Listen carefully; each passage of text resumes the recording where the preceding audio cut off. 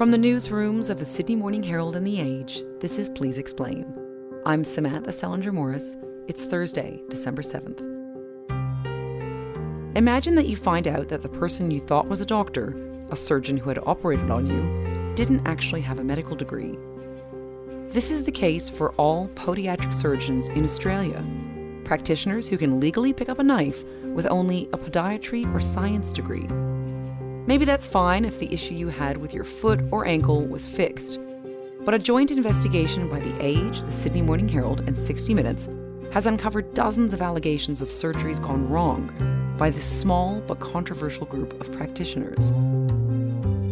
Today, investigative reporter Charlotte Grieve on the suffering of former patients of podiatric surgeons and the alleged health industry failures that have led to it. So Charlotte, I think the best way to start is if you could tell us the story of Suzanne Hogan. What happened to her?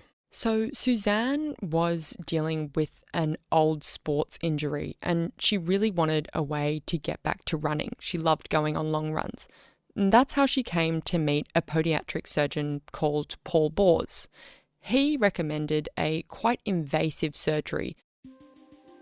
She had the surgery with him, but after it, she was in more pain. So he went on to perform 2 further surgeries on her, trying to fix her pain.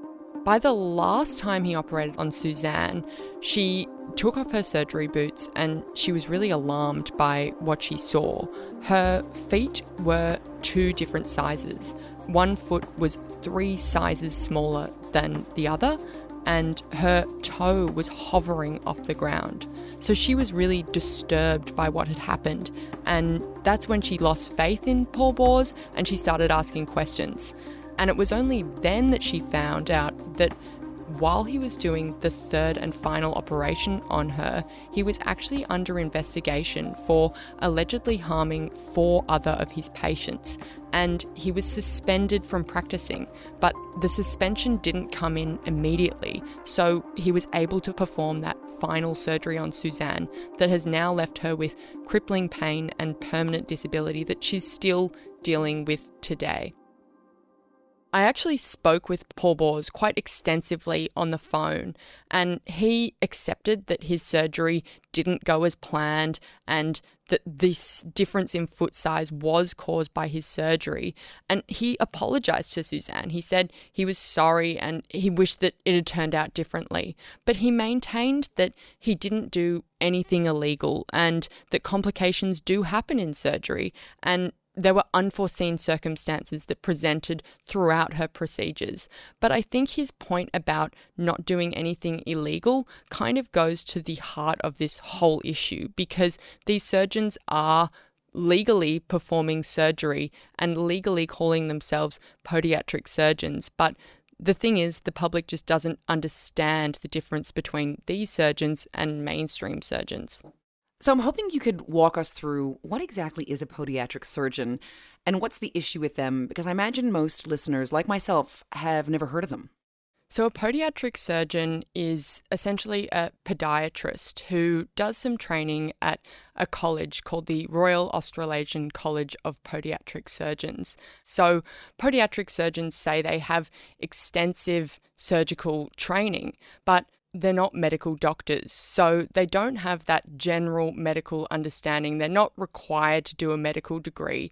So while they say that they're specialists in the foot and ankle, they also don't know how to treat the entire body, which orthopedic surgeons say is critical when you're performing complex and invasive procedures like the ones that they do. The majority of surgeons in Australia have their training accredited by the Australian Medical Council, which is an independent body that sets education and training standards for a range of medical practitioners.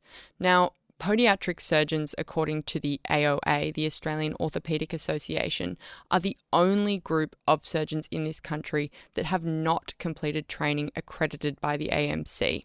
They say this is a key difference in orthopedic surgeons and podiatric surgeons that make them vastly different in terms of the skills and qualifications that they possess. Now, one of the key problems with regulations of podiatric surgeons in Australia is that there's no rules around scope of practice. So there's no limit to what these surgeons can do. So it really comes down to the risk appetite of the individual practitioner to determine the complexity of the procedures they can do. So to be clear, there's no scope of practice that sort of regulates what podiatric surgeons, what part of the body they can operate on? That's right. It really comes down to the individual to decide what they're comfortable doing. You actually spoke to 29 former patients who experienced all sorts of agony and complications after being operated on by podiatric surgeons. So can you tell me a bit about their cases? So over the interviews with patients, there were a range of post-surgical complications that were raised. Everything from crippling pain that was worse after the surgery than before to post-surgical infections that were not treated properly, getting worse and worse. But the key thing that people raised time and time again across almost all of the patients we interviewed was the shock when they discovered that their surgeon was not a medical doctor. Now, this could have come when a patient had said, "I'm dealing with pain, I need something stronger, can you please write me a script?" And the podiatric surgeon would come back and say, "Well, actually, sorry, I can't do that," because they didn't have prescribing rights. Some podiatric surgeons can apply for prescribing rights, but there was this real penny drop moment when there were experiences like that, when they thought, wait a second, what are the qualifications of a podiatric surgeon if you can't even write scripts? And so tell me a bit about this, because you actually spoke to more than 20 orthopedic surgeons who said they often treat patients to correct issues following podiatric surgeon procedures. So why is this happening? Well, the orthopedic surgeons say it comes down to squarely a lack of training. So they say medical degrees are a no-brainer for people doing surgeries.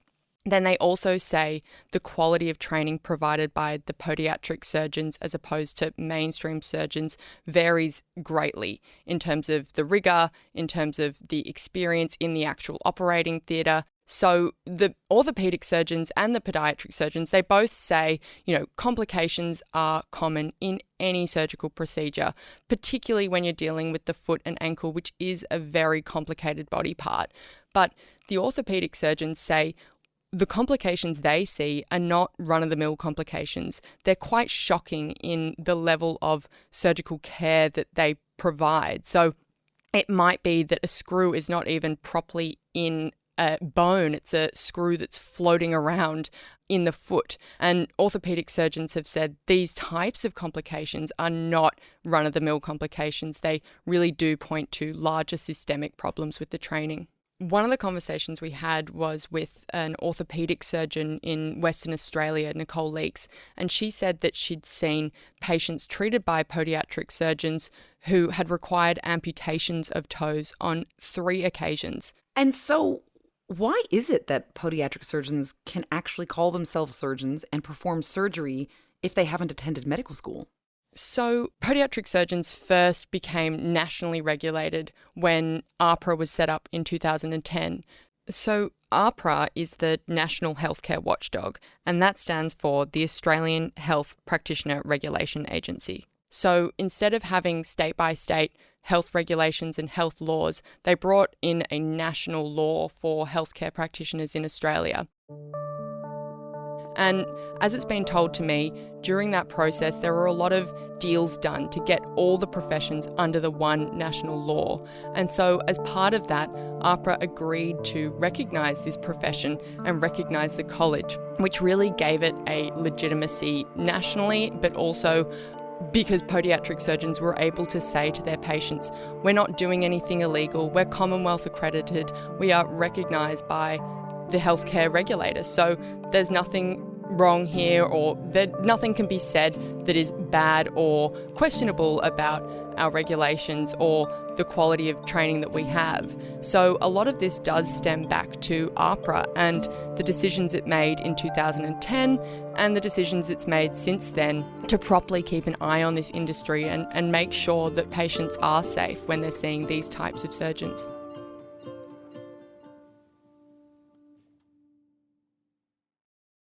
So Charlotte, I wanted to move on and ask you about the podiatric surgeons themselves. Have they responded to your investigation or to criticisms about their work? So the college, the main training college and lobby group, they put out a statement essentially saying they won't be commenting on individual surgeons who we asked them about, but they said they stress that they undergo years of specialist training and all surgery comes with complications. They believe that this story and this issue is really motivated by a turf war from orthopedic surgeons.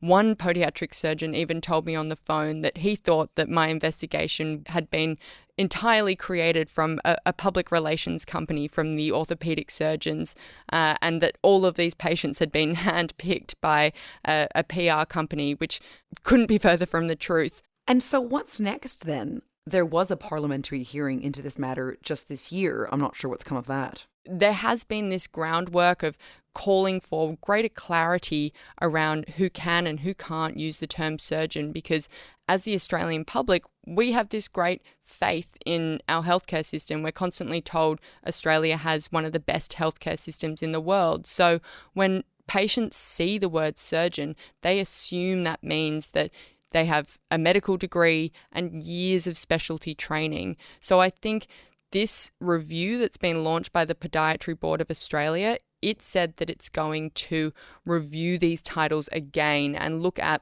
whether perhaps there should be changes to the title that podiatric surgeons use to be a bit more clearer around what the difference is between these surgeons and mainstream surgeons. The Podiatry Board said that the review is going to look at everything from titles to regulation to training, and nothing is off the table. So they're really promising a thorough look at this industry and a way to enforce real reform that will better inform the public and better protect the public.